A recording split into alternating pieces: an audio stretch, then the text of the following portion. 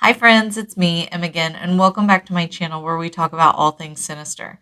If you are interested in true crime, or if you like all things horror related, make sure you hit that like and subscribe button. That way you can join me for some morbid conversation. So, unfortunately, school shootings are something that we are all too familiar with. But before Columbine, before Parkland, or before Sandy Hook, there was Kipland Kinkel, a 15-year-old boy who was responsible for 4 deaths and 25 injuries on May 21st, 1998. Now, at the time, this actually had the largest injury count of any school shooting. So it was a huge thing that happened. And I'm really surprised that I honestly had never heard of it. So, my husband's actually the one who introduced me to this case. He's the one who told me to look into it. And I'm surprised because I had never heard of it before jumping into it. And the very first thing that I did was I listened to Kip's audio, his confession, the interrogation room, the recorded confrontation after he had been arrested. And I did not hear a malicious, evil 15-year-old psychopathic boy. Y'all know I'm a mama, and what I heard was a broken and troubled teenage child who, in my opinion, seemed to genuinely regret the actions that he had done that day and the day before. To me, and again, this is all my opinion, and I know it might sound controversial, and I'm not trying to make light of what he did or the lives that were lost, the people that were injured, the people that were traumatized. I'm not trying to discount any of that. But when you hear the recording, and I'll leave it linked in the description down below if you want to go take a listen to it, I hear just genuine emotion. And maybe he's faking it, but to me, it doesn't seem fake. It seems like genuine, raw emotion and genuine regret.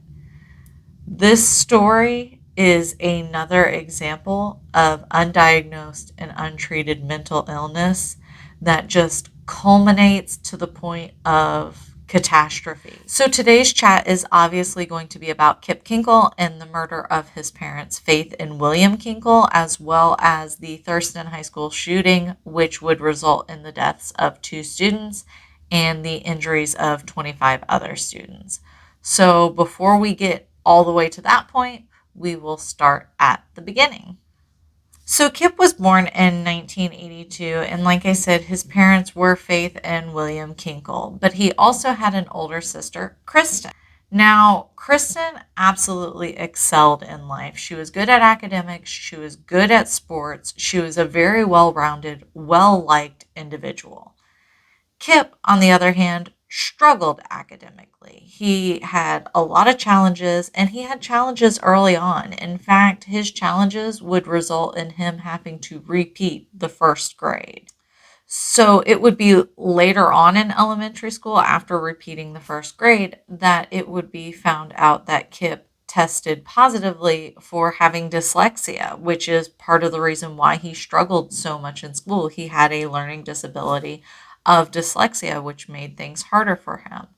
At the time he was being tested for any learning disabilities, he was also found to test abnormally high in frustration and anxiety. So his school environment, his school performance was affected by that. That is why he wasn't great at school. He acted up a lot. He had a lot of behavioral issues. A lot of it ties back to his learning disabilities and his anxiety and his frustration. To try to combat that, they did put him in special classes for special education needs to try to help get him back on track and get him learning in school, to try to get him on the road to being a good student. By the time Kip actually began middle school, this is when he kind of took on a very morbid and sinister persona. His classmates and his peers would notice that he just seemed very dark. He developed a huge interest in weapons and guns and even purchased a sawed off shotgun that he hid from his parents at this point.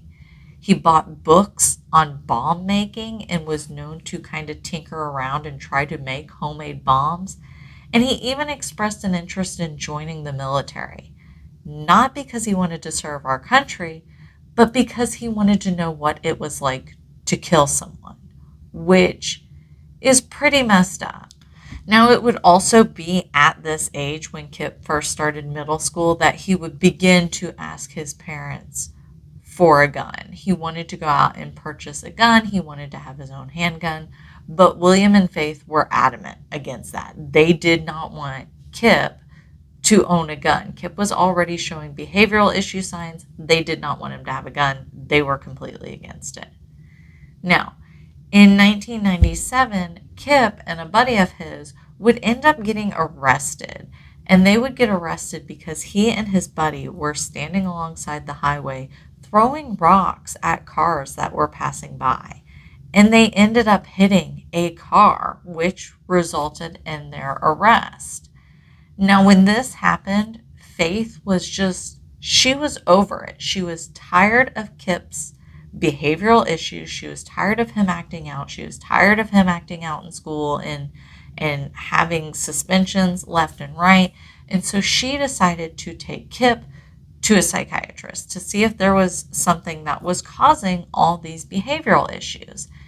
And so Kip would end up seeing Dr. Jeffrey Hicks, who would diagnose him with a major depressive disorder, but that was it. He said he didn't notice any psychopathy, he didn't notice any severe thought issues that he had, just major depressive episodes. So Kip would end up continuing therapy with Dr. Hicks, but his behavior would not improve.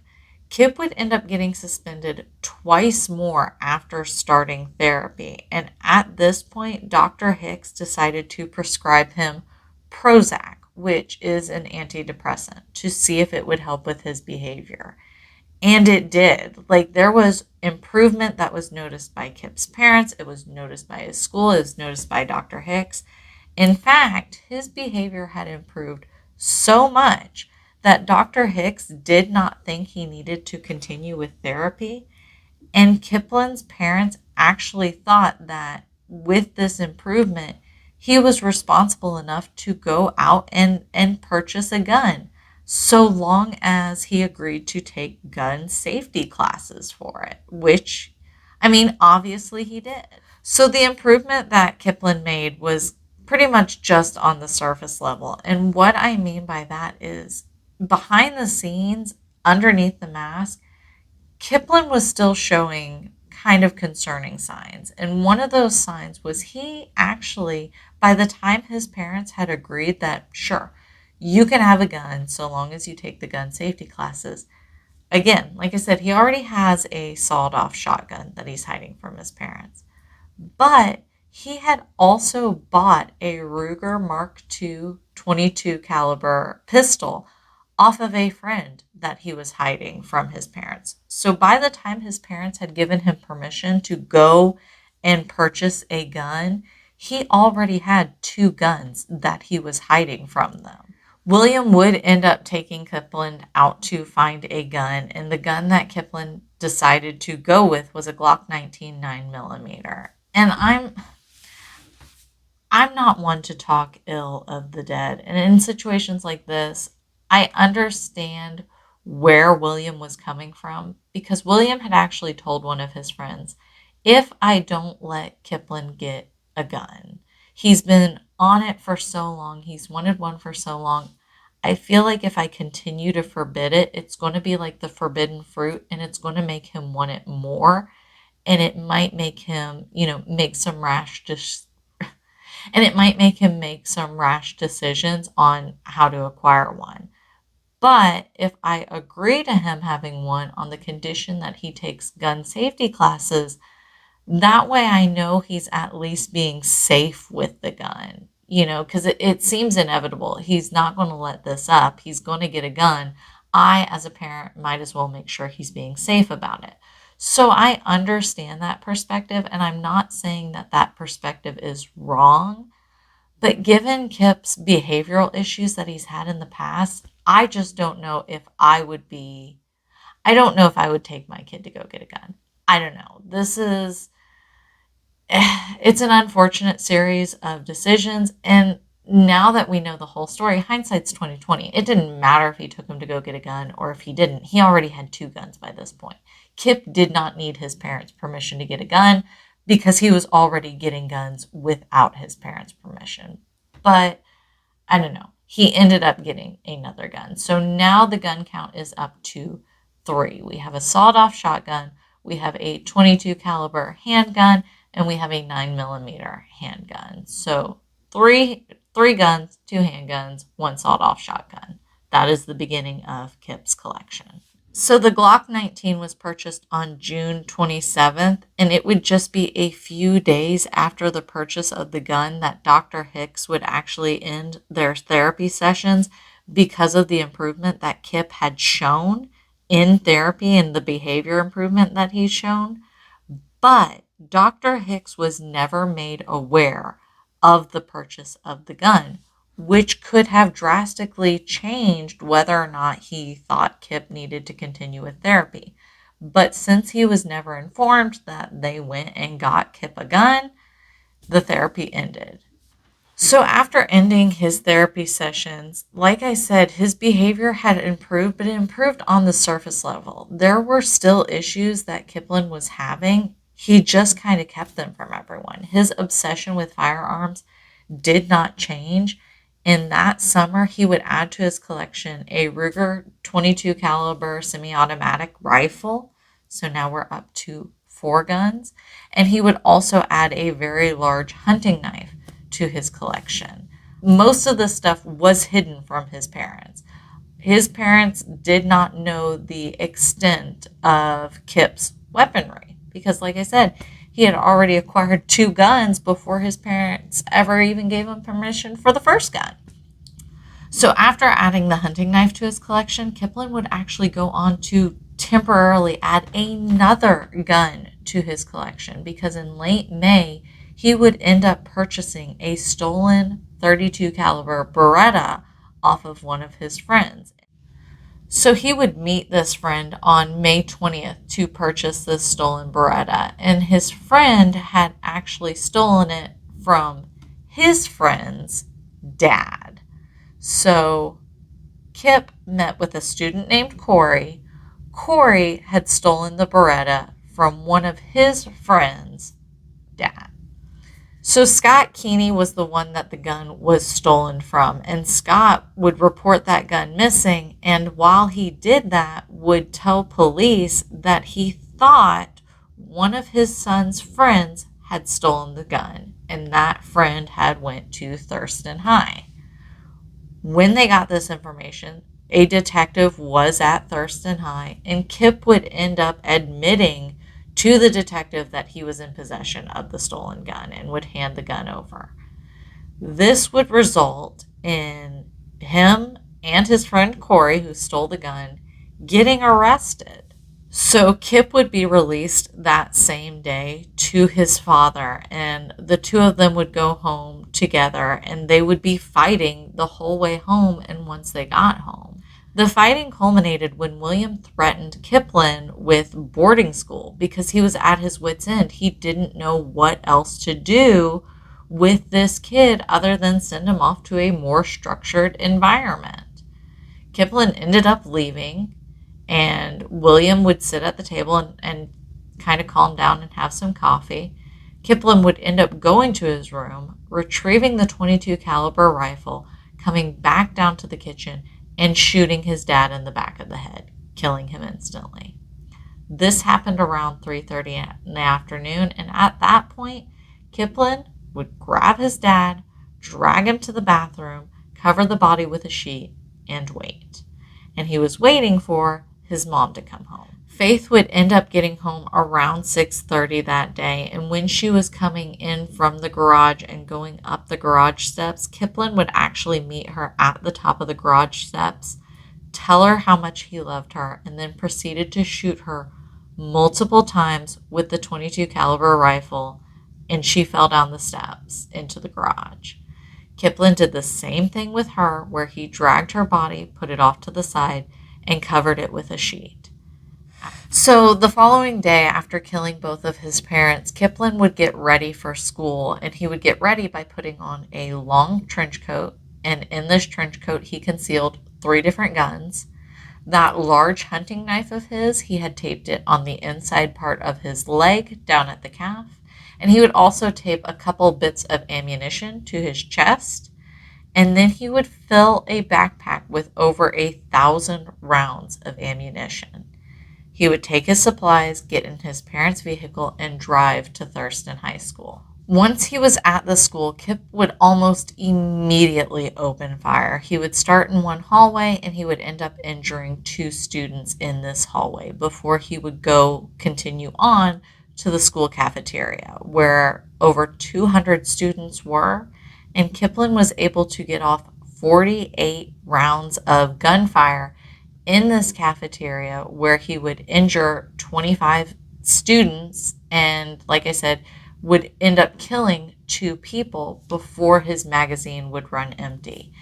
And it was when his magazine ran empty and he was trying to reload, that is when some of the other students were able to overpower him and restrain him.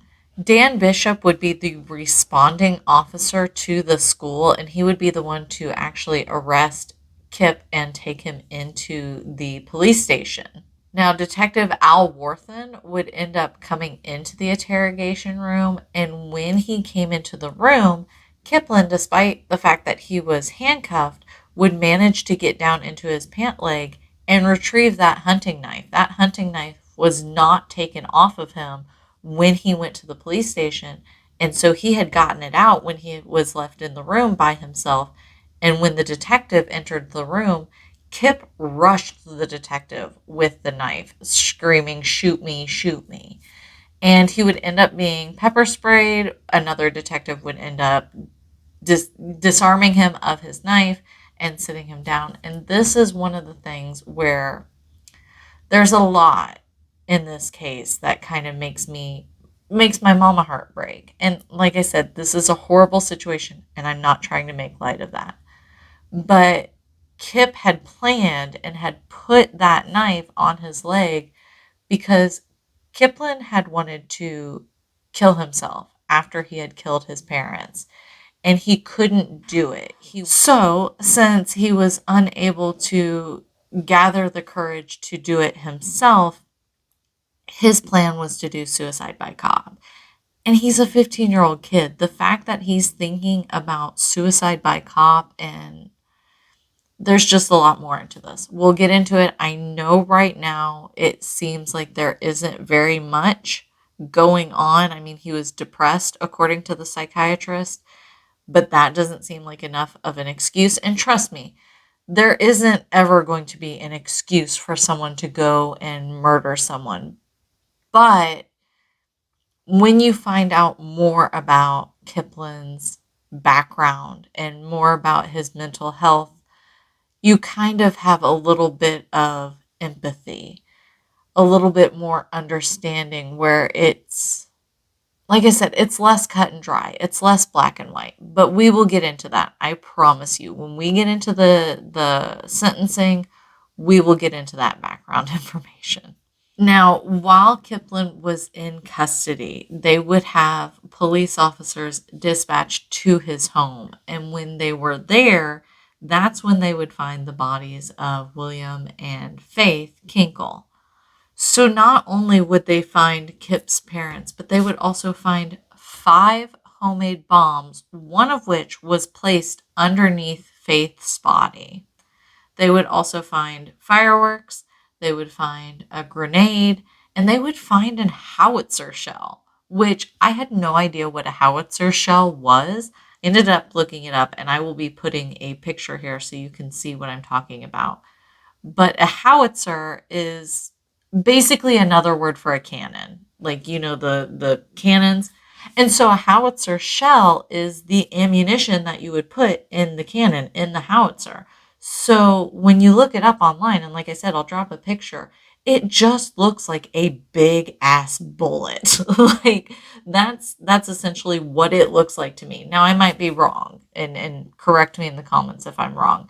That's what it looks like to me, and from my understanding, that's what it is the artillery that goes inside of a howitzer, which is basically another word for cannon. They would also find at Kip's house a handwritten confession from Kip, and it would read, I have just killed my parents. I don't know what is happening. I love my mom and dad so much. I just got 2 felonies on my record. My parents can't take that. It would destroy them. The embarrassment would be so much for them. They couldn't live with themselves. I'm so sorry. I am a horrible son. I wish I had been aborted. I destroy everything I touch. I can't eat. I can't sleep. I didn't deserve them. They were wonderful people. It's not their fault or the fault of any person, organization, or television show. My head just doesn't work right. God damn these voices inside my head. I want to die. I want to be gone, but I have to kill people. I don't know why. I'm so sorry. Why did God do this to me? I have never been happy. I wish I was happy. I wish I made my mother proud. I am nothing. I tried so hard to find happiness. But you know me, I hate everything. I have no other choice. What have I become? I'm so sorry. So Kinkel would end up being charged initially with the 4 counts of murder on May 22nd, the day after. But he would later end up being indicted for an additional 58 felony charges. So originally, Kip's defense team was going to go for a mental health and an insanity plea. So Kip had actually told his defense team that he had been hearing voices since he was about 12 years old, but had made an effort to hide that information from other people because he was embarrassed about it. Coupled with his suicidal thoughts and his attempted suicide by cop, and then on top of that, some very problematic journal entries that Kip had written well before the school shooting, his defense team really wanted to go for an insanity plea. However, like I said, Kip's original psychiatrist, Dr. Hicks, had stated he only noticed a depressive disorder with Kipland. He didn't note any psychiatric, extremisms, no psychosis, no hallucinations. He didn't note any of those things. Dr. Hicks would end up testifying, and during his testimony, he would say that not only did he think that Kip's mental state and mental well-being was satisfactory, but he saw that enough progress was made. He didn't even think that Kip needed therapy sessions. However, this was just one person testifying, and Kip would actually end up being studied by more than just his original psychiatrist. He would end up being seen by multiple experts in the field, and what came back from them was not on par with what Dr. Hicks was saying. So the multiple experts that spoke with and talked to Kip and evaluated Kip, all of the experts except for Dr. Hicks would agree that Kip showed very strong signs of having a mental disorder and a psychotic mental disorder. And there was investigation into Kip's family line, and mental disorders were present in his family line, including schizophrenia. And not only that, Dr. Richard Konkel, who was a pediatric neurologist, would end up testifying on Kip's behalf. After doing an MRI on Kip's brain, he noticed that within Kip's brain, there were like essentially holes in his brain that would restrict the flow of blood to the frontal cortex. So that is important according to Dr. Konkel because this would affect emotional control and decision making. In fact, he said that this is something that you see a lot of times in schizophrenic children or children that are going to later develop schizophrenia. It is a neurological problem in the brain that can show and prove neurological and psychopathic tendencies. However, on September 24th, 1999, Kip would end up accepting a plea deal. And what this plea deal would involve is him forgoing a jury duty. However, he would no longer be allowed to plead insanity. Now, this is something that was recommended that he do by his defense because the defense knew the judge, they had worked with the judge, they knew he was a fair judge, and they weren't so certain that a jury would be as fair as a judge would. Um, it seems like when you have a jury of your peers or a jury of just regular people, they tend to rule with their emotions a lot of the time, and they're not necessarily unbiased. So the defense thought that Kip would have better luck going in with a judge who knew to rule by the book and to not be biased. So that judge was Judge Jack Mattinson, and on November 2nd, 1999, he would begin his process of hearing all the facts. He would hear victim testimonials, he would hear testimonials from the people who were at the school, families of the people who had died. He would hear testimonials from the expert witnesses, he would hear testimonials from Kip's family and friends. And after 6 days, that's when he would put all of this together and he would make his decision. So the decision made by the judge would end up being sentencing Kip to 111 years without the possibility of parole. And this is because he was charged and sentenced, found guilty of and sentenced for the 4 murders, which combined would give him 25 years. But in addition to that, he would be charged with 25 attempted murders, including like all the students that were injured, but also like the attack on the detective with the hunting knife. And these charges would end up adding to that 25 years 1,040 months, which the total would end up being just over 111 years with no possibility of parole the entire time. So on June 19th, 2007, which was almost a decade later, Kip would actually end up submitting an appeal in hopes of getting a new trial.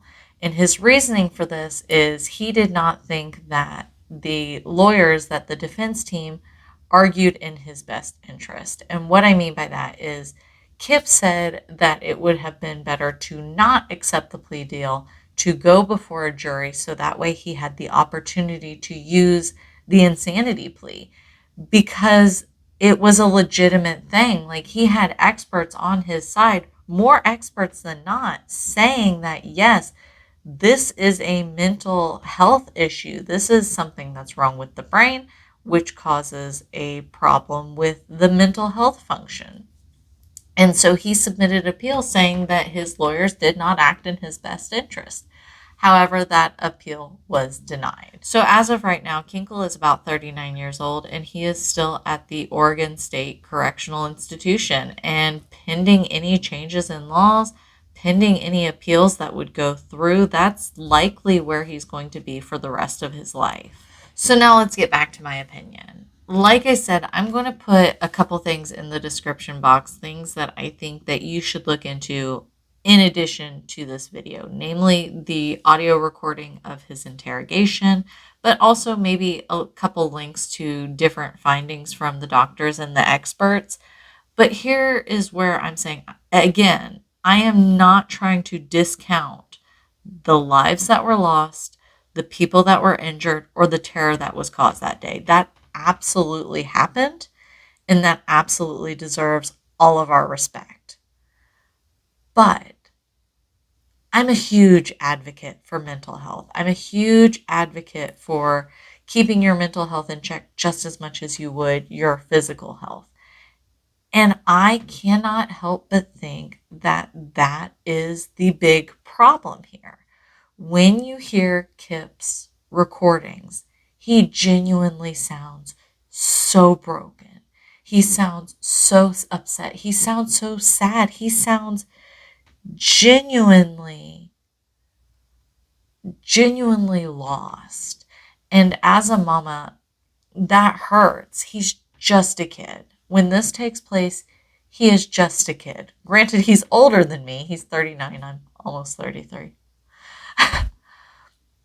But at the time, he was just, I mean, he's a baby. 15 years old, he's a baby. I don't think, and this is all my opinion that is based off of what I've researched, what I've heard, what I've seen. I don't think he's a bad person. I don't think that this is a case of a child psychopath who went out with the intention of killing people because he wanted to kill people.